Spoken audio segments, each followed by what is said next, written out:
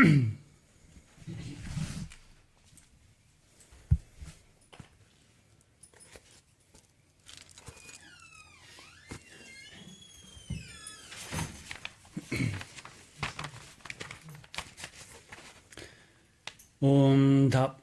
Tava Kathamritam Tapta Jivanam Kavibiriditam Kalmarshabaham Shravanamangaram Srimadatam Bhuvi Gurinanti.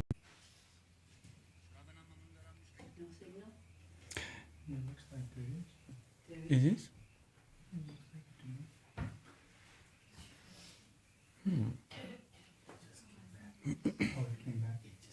Oh, just came. Oh, maybe he did that. Technical difficulties. Is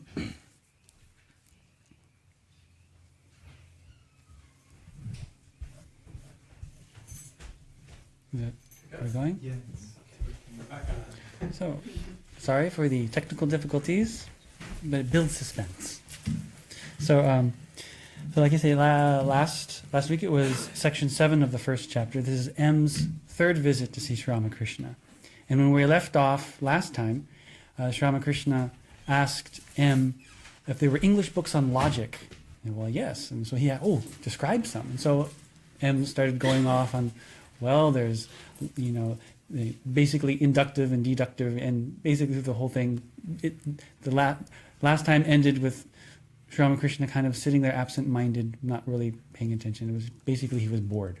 So the topic was not picked up. So that's where we left off. So this is the third visit of M.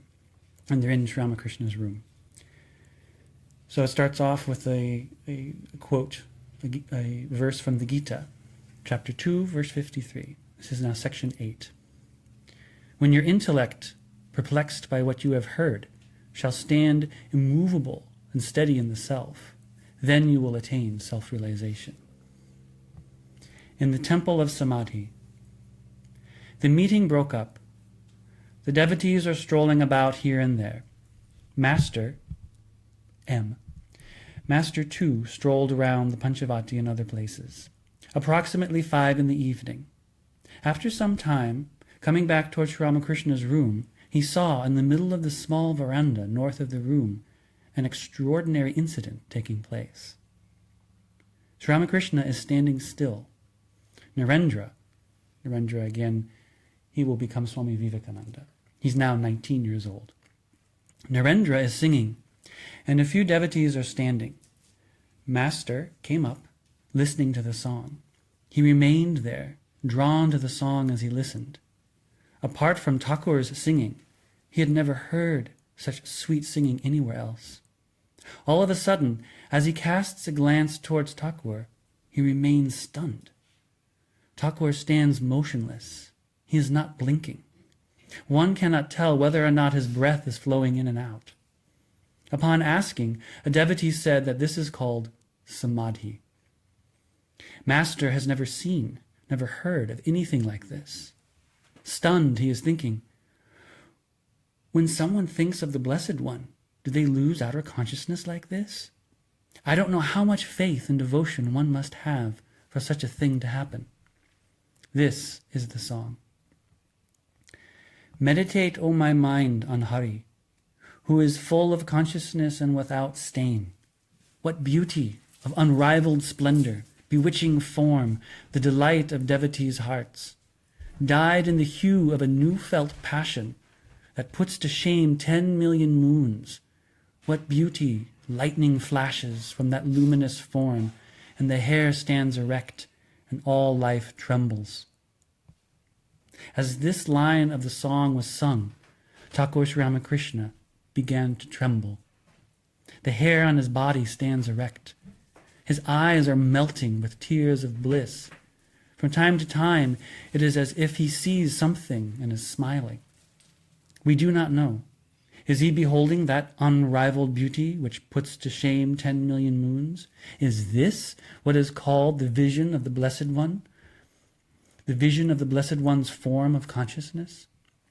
After how much spiritual practice is done, after how much austerity bears fruit, and as a result of how much devotion and faith does such God vision take place? The song continues.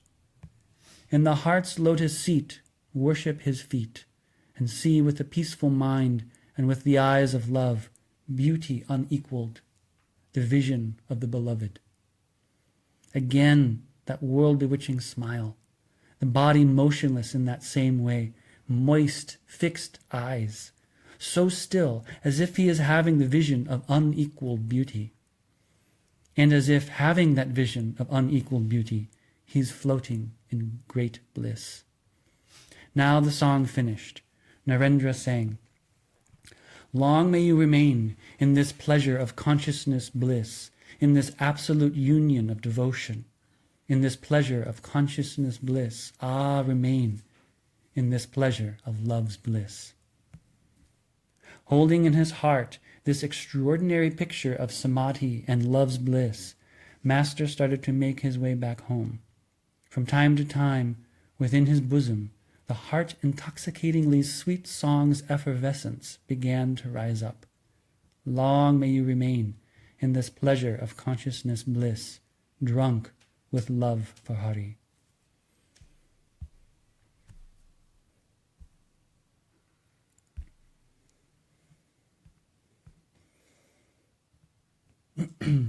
So that was section 8. Now, section 9. Should we do it now or wait till the... What do you...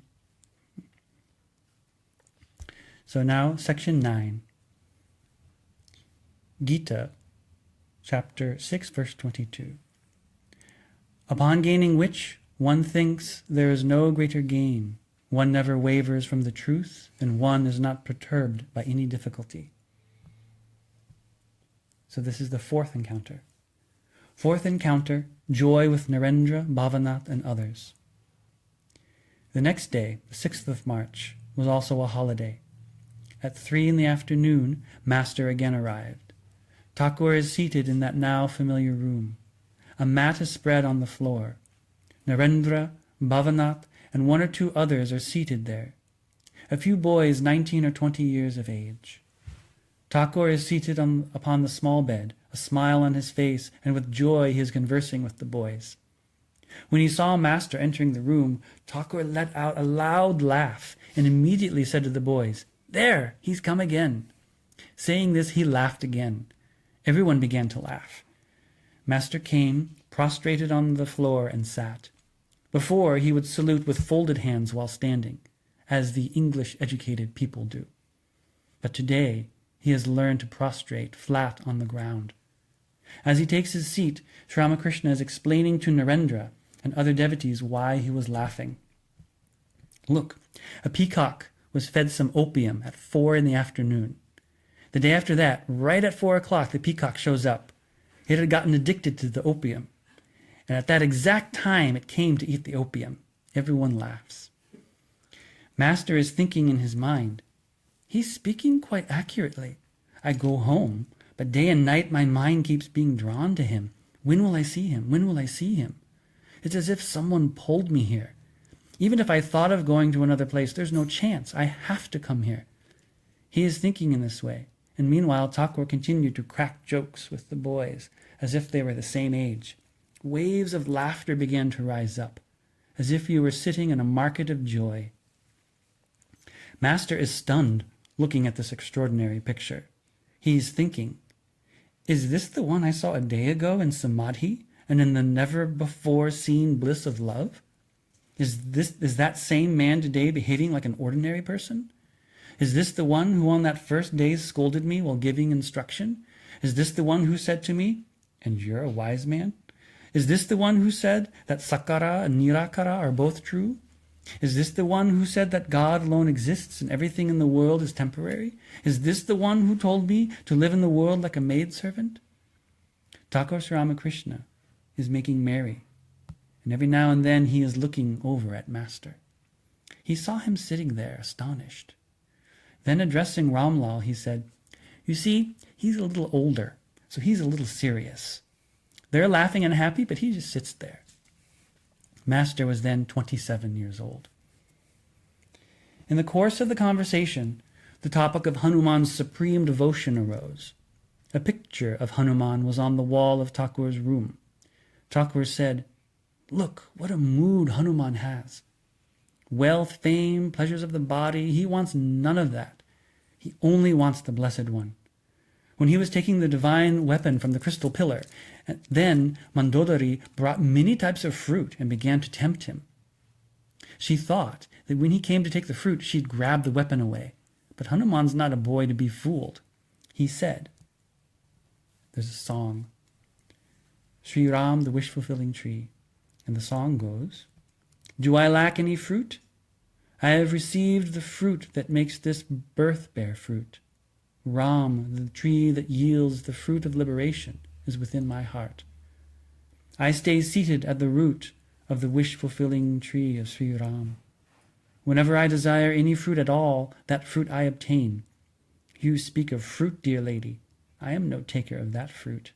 I will go, leaving you your own bitter fruit as punishment."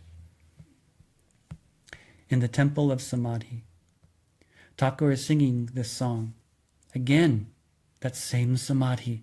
Again, the motionless body, the moist fixed eyes, the body still. He is seated in the same way as can be seen in his photograph. It's up there.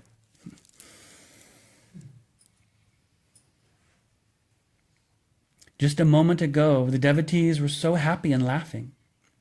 Now, with one pointed focus, everyone is observing Thakur's extraordinary state. This is the second time Master witnessed the state of Samadhi. After a while, this state is undergoing a change. The body became relaxed, the face smiled, the senses again performed their own tasks, shedding tears of bliss from the corners of his eyes. Ram, Ram. This name Thakur is uttering. Master began to think, was this same great soul joking with the boys? At that time, he was just like a 5-year-old boy. Becoming normal as before, Thakur is once again behaving like an ordinary person. He addressed Master and Narendra and said, "The two of you speak in English and debate. I'll listen." Master and Narendra both laughed hearing these words. The two of them began to converse a little, but in Bengali. In front of Thakur, it is no longer possible for Master to debate. His argument room, by Thakur's grace, is nearly closed shut. How can he argue or debate any more? Thakur once more insisted, but there was no arguing in English.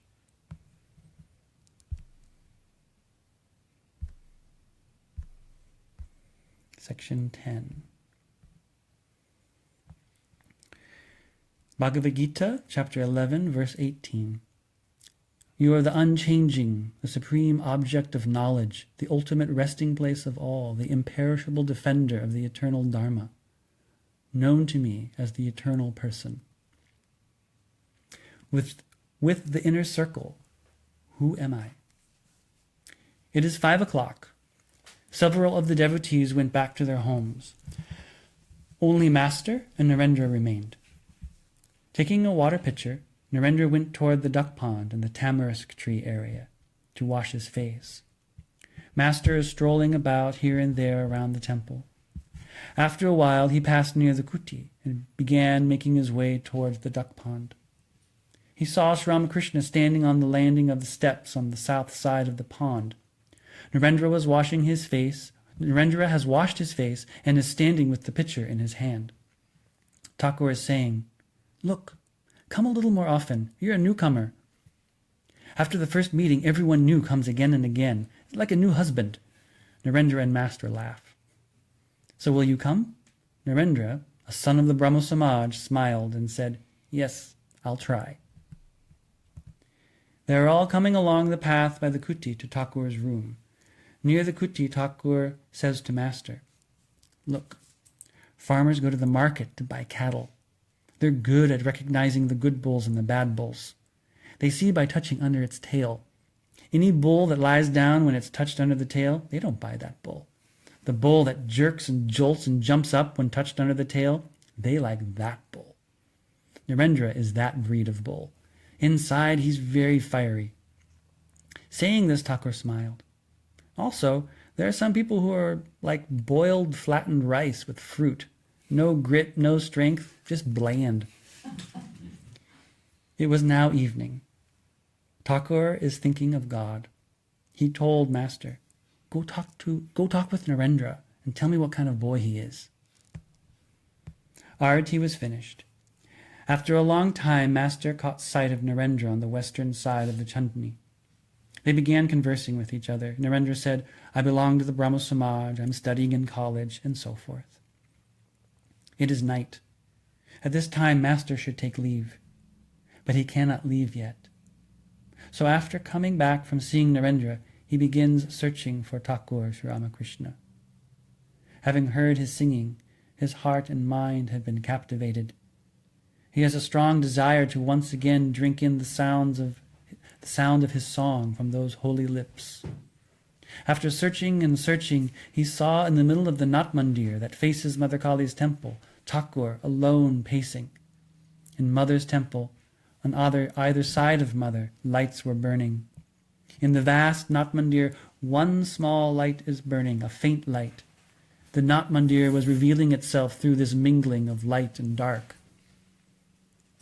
Master had lost himself listening to Thakur's singing, like a snake charmed by mantras. Now, with some hesitation, he asked Thakur, will there be any more singing today? Thakur thought, then said, no, there won't be any more singing today.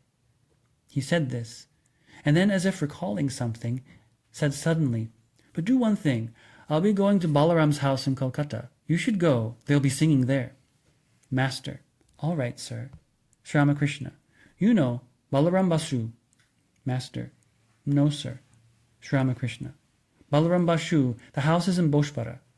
Master, yes, sir, I will ask. Sri Ramakrishna, as he walks in the Nath Mandir with Master, so then, I have a question for you. What do you think of me? Master stays silent.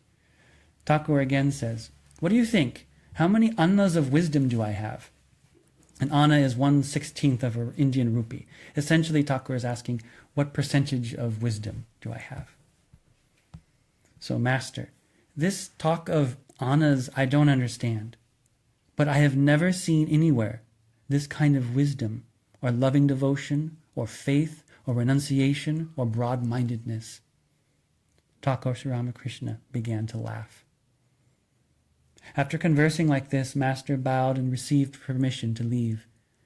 He had come as far as the outer gate when again he remembered something, and so he immediately returned. He came, and once again he is present before Thakur Sri Ramakrishna in the Nath Mandir. Thakur is alone, pacing in the midst of that faint light, alone, without any companion, like the king of animals roaming within the forest, alone with just his own mind, rejoicing in the self. The lion loves to live alone, to walk alone, independent. Amazed, Master once more is having a vision of that great soul. Sri Ramakrishna to Master, again you've come back. Master, yes, sir. Perhaps it's a rich man's house. They won't let me in. So I'm thinking I won't go. I'll come and meet you right here. Sri Ramakrishna, no, why do that? Mention my name. Say, I want to go to him, and right away someone will bring you to me. All right, sir, said Master. And again he bowed and took leave. And that's the end of section 10 and the end of the first chapter. So we have a special treat tonight. So that in the section 8, when Narendra was singing and Thakur goes into Samadhi on the veranda, Naren here will sing that song, that same song in Bengali.